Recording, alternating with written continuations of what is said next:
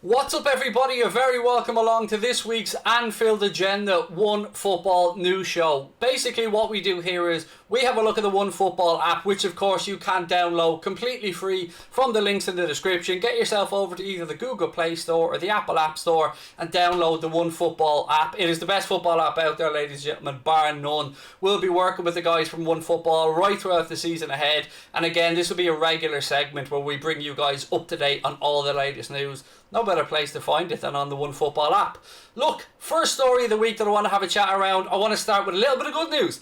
And that is, of course, the return of Virgil van Dijk and Joe Gomez. Yes, the Reds were on the end of a 4-3 defeat to Hertha Berlin, but the sight of Joe Gomez and Virgil van Dijk making the return to the Liverpool lineup is fantastic. They got 20 minutes at the end of the game. I've got to be honest, it's a bit more than I thought that they were going to get. And look, we lost the game. You can look at it from that perspective. But for me, this is the culmination of a long road back for both of these guys. I was smiling from ear to ear when I seen both of them come onto the pitch. It'll take them time to build up match sharpness and match fitness, but having particularly Big Verge back at the heart of our defence as the Premier League campaign approaches can only be seen as a massive positive. Little bit further to go. He needs to get more minutes into those legs before the season gets underway, but it is another step on that road to recovery, and a big step. His first time on the pitch there, getting some competitive minutes, well, as competitive as can be in a pre-season game.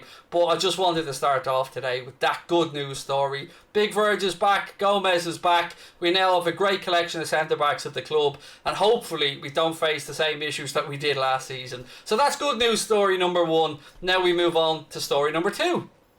So this story, ladies and gentlemen, revolves around the midfield additions, or lack of additions according to this story, that Liverpool are looking to get over the line in this transfer window. This particular story focuses on two players, Ollie Tielemans and Saul Niguez, one a Leicester City player, one an Atletico Madrid player. And this report from, well, I think Neil Jones is the person that's quoted in it, believes that Liverpool have been priced out of a move for both. Now the Tielemans one for me was always one that was a little bit more unlikely. Leicester have offered him a new contract.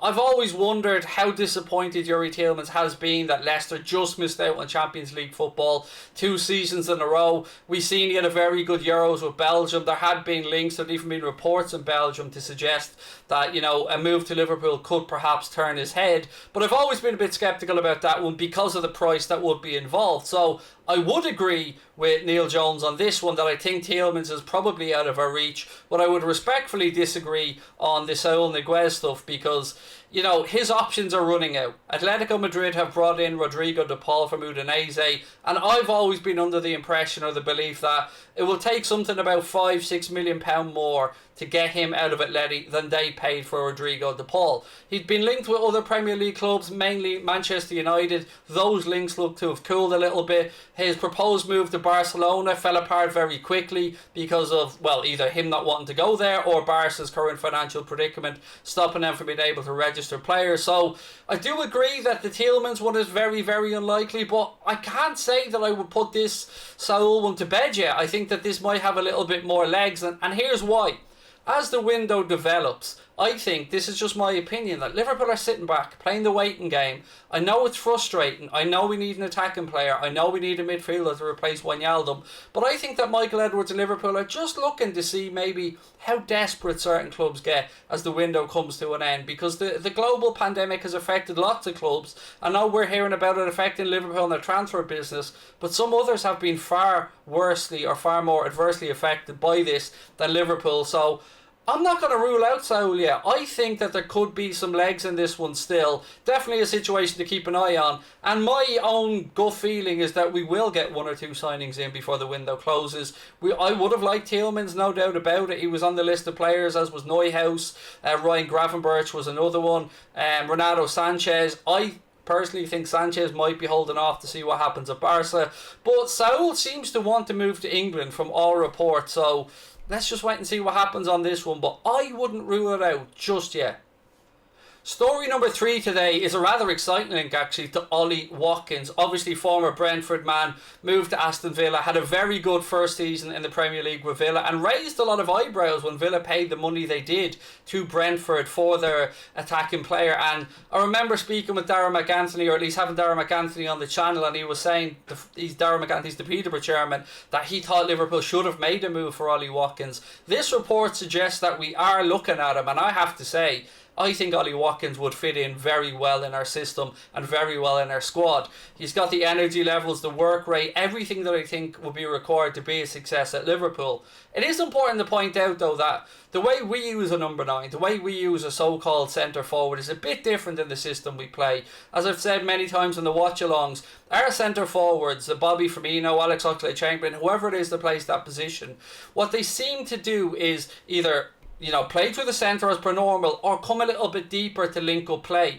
Now when they come deeper, that opens up a couple of possibilities. Either the centre back or the defender comes with them into midfield, creating space in behind for our very narrow wide forwards in Mohamed Salah and Sadio Mane to get into and try and make use of that space behind. Or the defender doesn't come and then we see somebody like Bobby Firmino or maybe Ollie Watkins in this case have a bit of space between the lines to start link up and attack. So I love the links to Ollie Watkins, but I would err a little bit of caution here because we know that Aston Villa may lose Jack Grealish. Manchester City have been heavily linked with him, and they are a club that are looking to strengthen and build. They just about stayed in the Premier League the first season under Dean Smith, had a much better season last year. They've lost John Terry off their coaching staff, they've made some good signings. And I would love Ollie Watkins. I don't know if we have the funds to test the resolve to see what it would take. But as far as the link goes and the calibre of player to Liverpool, I'd have no arguments whatsoever if Liverpool did go out and try and make a move for Ollie Watkins. I know in the previous one I spoke about money maybe being a bit of an issue for Tielemans, and I'm always a little bit worried when it's Premier League to Premier League transfers because usually you pay a premium, particularly if it's a homegrown player, because that's one less overseas squad place that you need to try and find a space for. So love the idea of Ollie Watkins, not 100% sure how serious the link would be, but I wouldn't be against it, let's put it that way.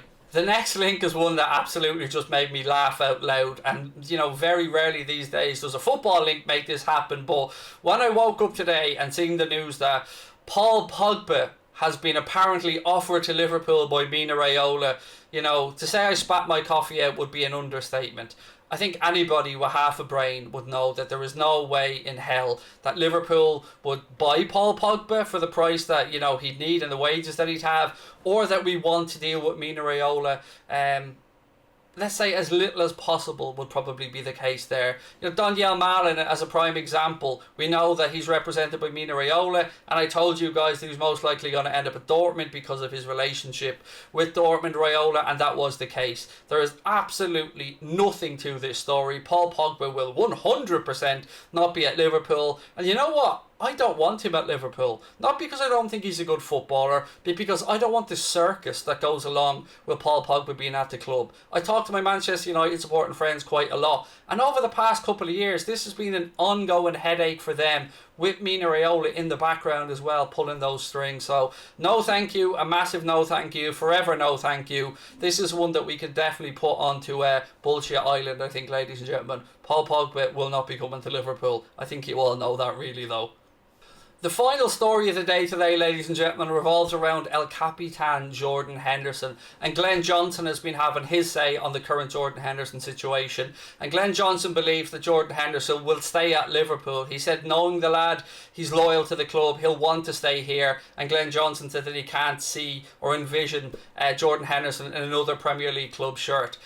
I'm worried about this scenario, but I do agree with Glenn Johnson. I hope Henderson stays. My gut tells me Henderson will stay. I do fully understand the club's position as well, because his contract that he currently has does keep him till he's 33.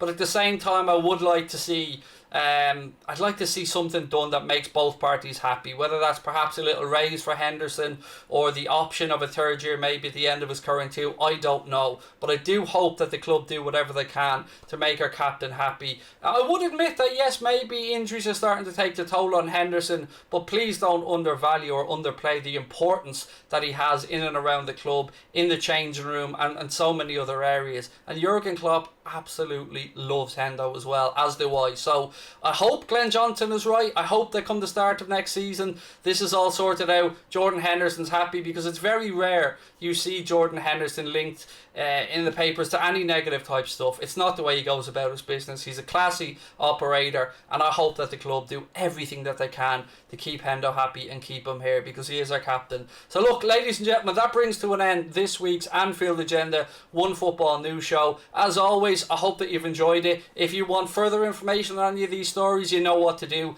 Download the One Football app completely free from the link in the description. Using our link just lets the guys at One Football know that we sent you over. As always, it's entirely free. You can get it in the Google Play Store or the Apple App Store. And also, before you head off, let me know your thoughts on anything that I've spoken about today. Whether you agree with me or disagree with me, we always welcome your comments. Please do drop a like on the video as well, and most importantly, hit that subscribe button and help us push on towards the 150k mark, which, yeah, it's still a good bit away, but you know, you got to be ambitious. Love you guys. Thank you for tuning in. Talk to you soon. Take care, and up the Reds.